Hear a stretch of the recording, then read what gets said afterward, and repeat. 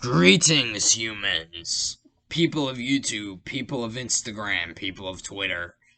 I am Anthony Corby. Obviously, my name is on the screen. And welcome to episode 5 of the Held Back podcast. So, I mentioned in episode 4 that I was going to make an episode 5 once the book had been out for a few months. It's been out for about 3 months now. The link is in the description if you want to buy it, but there are also going to be more opportunities for me to sign it. At least one more that I know right now. October 2nd, I'll be at the Collingswood Book Festival selling Held Back, Empty, and even a couple copies of the Greensburg Dragons, which was my first book back from 2013, so if that interests you, I'll be selling that there. That's also on Amazon. Won't link that. I'm just gonna link Held Back. Keep it simple in the description. I signed books at Second Time Books in Mount Laurel, New Jersey on July 24th. And then on October 2nd, that's going to be the second book signing at the Collingswood Book Festival. So anyway, episode 4, I mentioned after the book had been out for a few months, I would make an episode 5 talking about parts of the story in greater detail. So today, that is what I am setting out to achieve. So, spoiler alert, there will be some spoilers here. But yeah. Also, you can follow me on Instagram at acorbybooks. But before I start talking about the plot and all that stuff, I want to talk to you a little bit about the other prospective titles that I had for this book. Because I didn't... So with Empty, I came up with the title idea for Empty, which was Empty, obviously, pretty early on in writing. It was the cover, I think, that took me a while, but I also had a really good idea what I wanted to do for the cover. With this book, the cover was easy. I kind of sketched that out beforehand in drawings that can only be explained as, artists by an insane person on my phone. I can't even draw stick figures, so it didn't look really good. Luckily, I had a fill feature, so I could just fill in colors where I wanted to, and I was really just sketching it in grayscale. It didn't look too bad with the colors, but yeah, it's not that decent of a sketch of the cover. It looks kind of similar, but it really doesn't look that similar at the same time. Do you know what I mean? Of course you don't. I'm not making any sense at all. Maybe I'll post it on the A Corby Books Instagram. I've been thinking about doing that. But yeah, the cover was easy. The title was the biggest problem that I had. So let me read you some of the other title ideas that I had come up with before publishing, or before ultimately deciding on Held Back.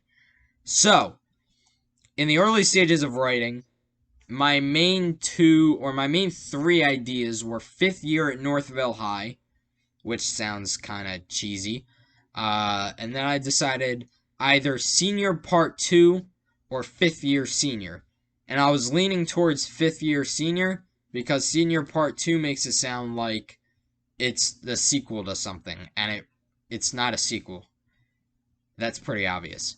If it was a sequel or even a prequel to Empty, then man, things must have changed dramatically there. But no, it's not. This is an original book. So Senior Part 2 didn't make sense. So I was leaning towards Fifth Year Senior for the longest time. And then I was thinking a little bit heavier about it, and I was like, you know what? Fifth Year Senior doesn't actually make that much sense because that makes it sound like he's been a senior for 5 years. So I decided on either Second Time Senior or Second Year Senior.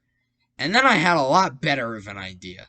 Because the whole premise of the book is the kid gets held back.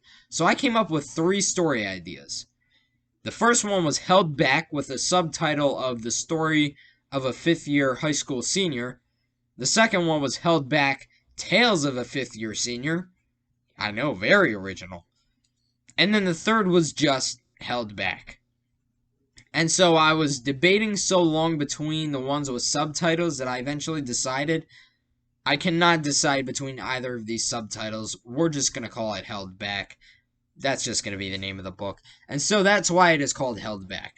But yeah, that is, I had 8 different title ideas. Well, I shouldn't say different. I had 8, varying title ideas. Yeah, that's the word.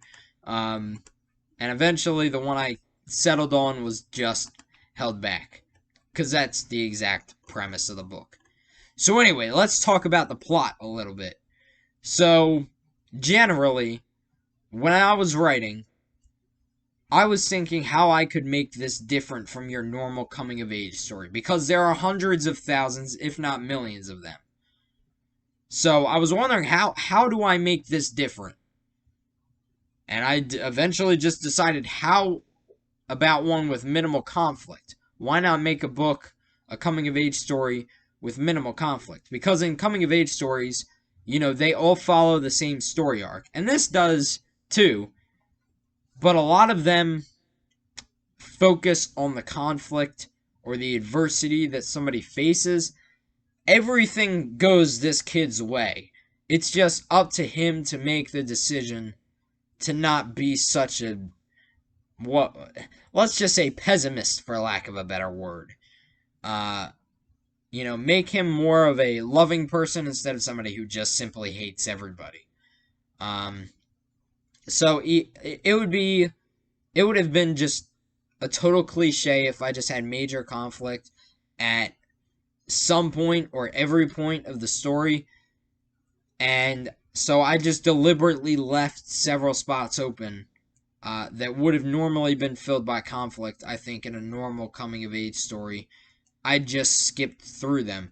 Like, there were several times where I could have just brought Will back in and had Will start yelling at Julian, and I actually considered it, but I was like, no, this is just lame and cliche and cheesy and all that, good stuff.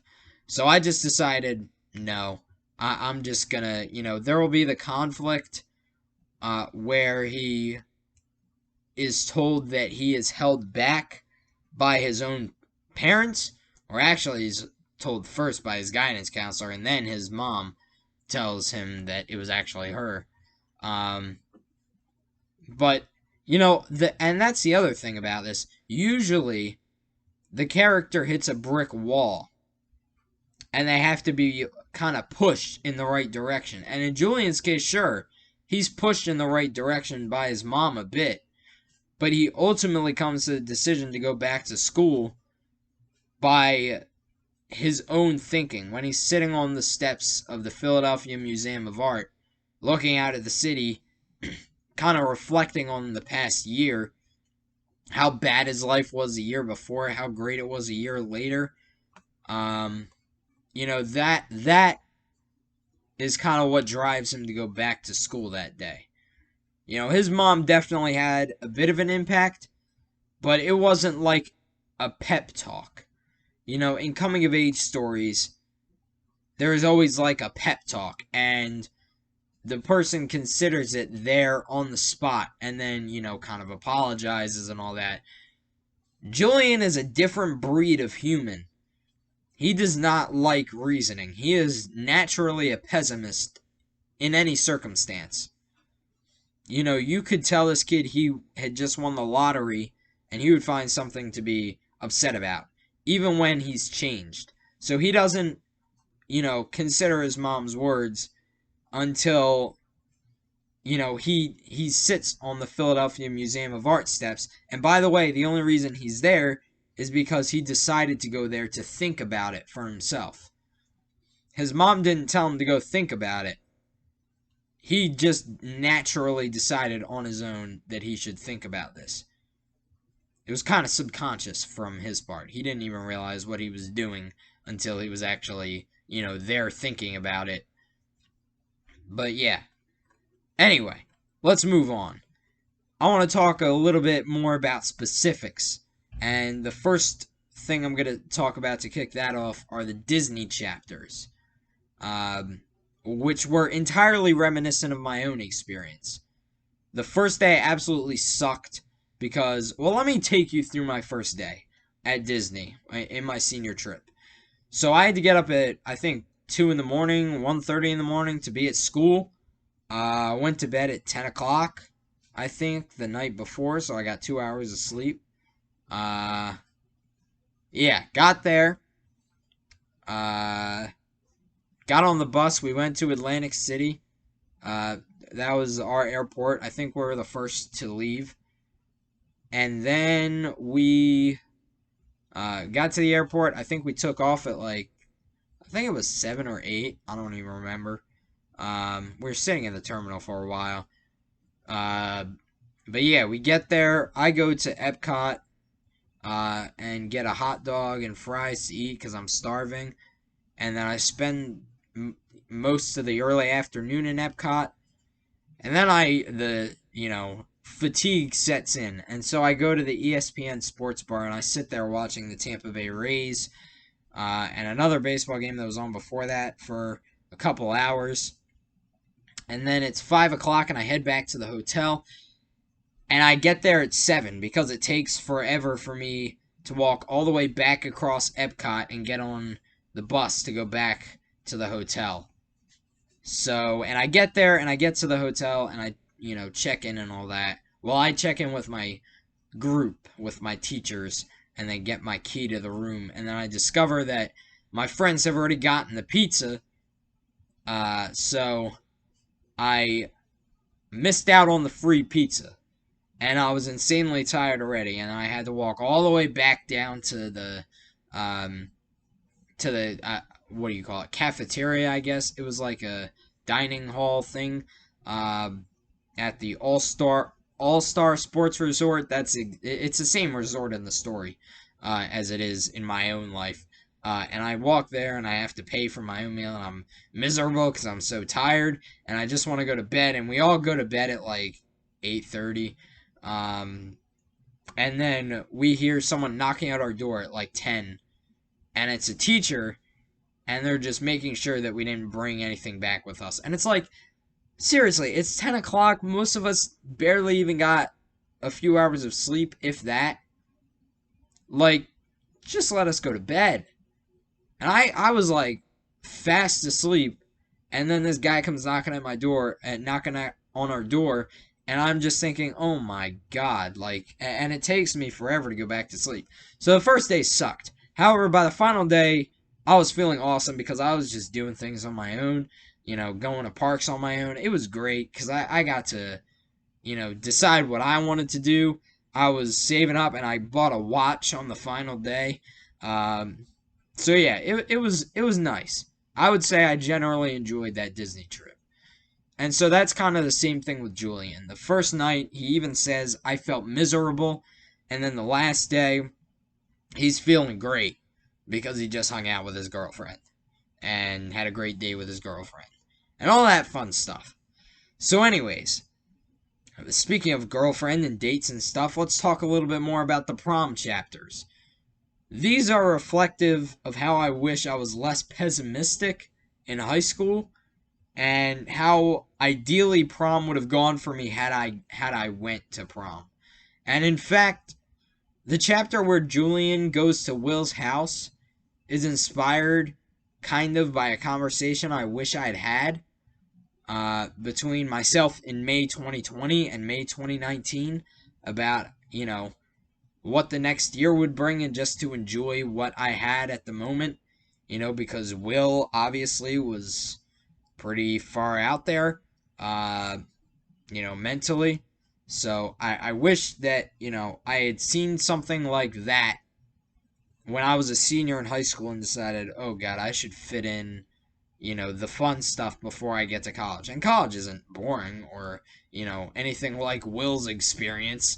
I would say that the situation I based Empty on was, no, not good, but I wouldn't say that college was, completely terrible for me the first semester that I was there, and the second semester as well. I really just added Will's lifestyle into that to make it more interesting, but I wish that I could have had a similar conversation with myself, about how I should enjoy high school while I was still there. And So I should mention, I was so against asking anyone to prom and going to prom myself, mostly because I didn't know who I'd want to take to prom, and I didn't feel it was worth my time. And I knew, none of my close friends were going to prom. So I was like, okay, well, I'm not going to go either if I don't know anybody there. I'm just, I'm not going to take a space at somebody's table. But I do regret not going now, primarily for one reason. Um, and that is not at all related to, my own decision to stay home. I mean, I regretted it like the night that I didn't go. I had to log out of Instagram because I just didn't want to see people at prom. Uh, but yeah, I regret it for one major reason.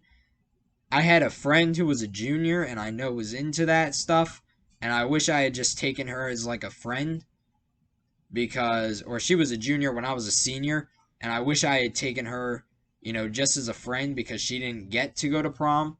So that is the big reason why I regret it. Um, because I know she was looking forward to going. So, but anyway, onward now to the next section, which is just my inspiration in general. Um, for writing the story. And so when I was writing it, I was thinking a lot about COVID. And I mentioned this before how there's minimal conflict. I wanted to create a story with minimal conflict so that it would be, mainly a happy story, mainly a nice coming of age story. There's nothing bad that happens really at any point in the story. Nothing major that's bad that happens at any point later in the story.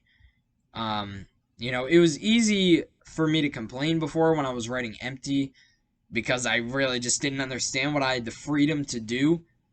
And then on top of that, there is, and you, there, it's very hard to dispute this. There is a lot of hate going around at the moment because of the political climate we live in against pretty much everybody. Liberals hate conservatives, conservatives hate liberals. Um, there's a lot of racism going around. There's a lot of sexism going around. I mean, hell, just look at Will. He was kind of based on that, sexist rhetoric that was going on and breaking away from that. Um, and in terms of politics, I find it hard right now not to bring up politics when I'm talking to someone and don't know their stance because it affects much more of our lives now than it used to. But it's hard not to talk about it because you talk about COVID at all, which is a major thing and has been a major thing impacting our lives for the past year and a half. And it's all politically connected to something. When we talk about COVID, we talk about disease and what the CDC is doing, the Center for Disease Control, which is, under the authority of the federal government. So you talk about the CDC in there, and you're talking about things like Trump and Biden and Congress and, everything political. Um, so I decided to write this, and I was hoping people would read it to kind of take a step away from the hate that we're living in now and focus more on, the loving aspect of everything. Because I truly believe that, if that people have the ability to kind of move away from the logic that they're in now and think more about, what we can do for each other. Back in the JFK days, the quote, "Don't ask what your country can do for you, ask what you can do for your country," was a lot more prominent than it is now. Because a lot of people right now don't care about half their country, the half that they disagree with. And so there's just so much of that polarizing rhetoric and hatefulness that I decided, you know what, let's just write a book. Instead of writing another book like Empty, a divisive book about people that hate each other, let's write a book about people that, or a kid that moves from hating people to loving people and hoping that more people follow that path. I'm trying to make as much sense as possible, but I'm not good with words. So I hope you understand what I'm saying. Um, and I also want to read my last line of what did I call this section? Author's note? Yeah. I figured it was either author's note or acknowledgments. The last paragraph I wrote, so with all that being said, I want to thank you for reading this book. I hope you enjoyed it. Maybe you've learned something from it. It's been a rough, this is the key part, it's been a rough 14 months up to the point that I'm publishing this, which was May. It's like 16, 17 months now. But I'm confident that better times lie ahead for all of us, so keep your head high. And that was kind of the message that I wanted to leave at the very end of the book. You know, about COVID and about things getting better. Because I was writing this in March and things were just starting to get better. And then exactly 2 weeks after this was published, the mask mandate in New Jersey was lifted. And we're going a little bit back now. However, we're starting to get some of our lives back. And so I feel like there is a lot that you can complain about. And I spent a whole 34 minutes complaining about, the inconsistency of public health experts, and what they're telling us we should and shouldn't be doing. However, you can complain.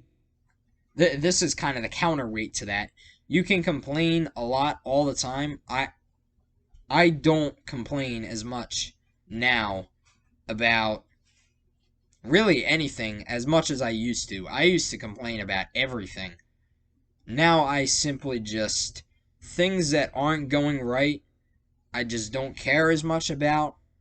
Things that are going right, I try to acknowledge that they're going right as much as possible. And I think,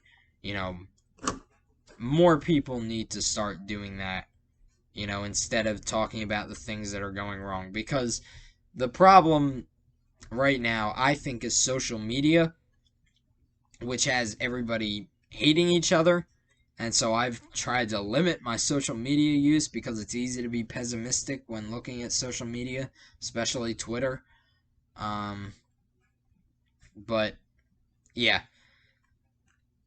I'm just hoping that we can ultimately, and I know it's a long shot, but I'm hoping that more people can start to acknowledge what they have instead of what they don't have. So, anyways, let me move on to this last point, which is the future of my writing and other activities. So, I've mentioned on this channel a lot that I have a big project coming up that I'm working on now. And that's going to be announced early next year. I already have a date for that, but I'm keeping that a secret for now. Maybe I'll share it with you beforehand. I have no idea. That's not really in the agenda right now. I don't anticipate having an announcement of the forthcoming announcement. The announcement to the announcement. I don't plan on that. But yeah, that's what I'm going to mainly be concerning myself with the next time I get a little bit of time off. My time off is coming to an end now at the end of this month. After the 2 years that I had where I just wasn't stopping doing anything, including in 2020, I got the summer mostly off, and I was enjoying a lot of the summer. I loved my internship. I loved all the time that I had and the things that I did, going to the beach, for example. Going to Phillies games, just being at a house in general, going to different restaurants, celebrating my birthday the other day. That was pretty fun. But yeah, so the next time that I'm gonna have a little bit of time off, which is winter break, I'm gonna be working on this big project, and then after that, I'm gonna have an internship again, and the big project's gonna continue pretty much throughout the entire year. and I'm not going to say when it's going to end, but there is a solid end date for the big project. But anyway, yeah, I don't intend on writing and publishing another book at least until 2023, but at this point, I'm looking to expand what I've already done and do something maybe a little bit different. So, I kind of held back designing it to be, kind of a conclusive thing. I the next time I write something, I want it to be somewhat different. Um, so I guess we'll see what my future will be in terms of writing. But I've had a stretch last year where I was writing short stories. So I might go back to that. I was thinking a little bit about poetry. I guess we'll see. But I don't plan on publishing another book like Empty or Held Back until at least 2023, maybe even past that. So I guess we'll see. And the big project, I just have to keep my mouth shut about it for the next couple of months, and then I can finally spread it with everybody. Share the news of what I've been working on. So yeah. Anyways, thank you guys very much for listening to this. The book link is in the description, like I said, or get it signed at the Collingswood Book Festival, October 2nd. That's a Saturday. Starts at 10 a.m., I believe, maybe a little bit before that. It's on their website, I think. It's a long way out anyway, so you got time to look it up if you intend on going. It's not just me. There are hundreds of authors there, hundreds of people selling pretty much everything. A lot of different vendors there. So, yeah. Anyways, thank you guys again very much for listening, and I will see you not next time because this is the last episode of the Held Back podcast, no matter what. But I will see you for the next Man Cave Studios video. So subscribe to this channel. We're growing now. I think we're at like 220 something subscribers. It's awesome. Anyways, see you next time.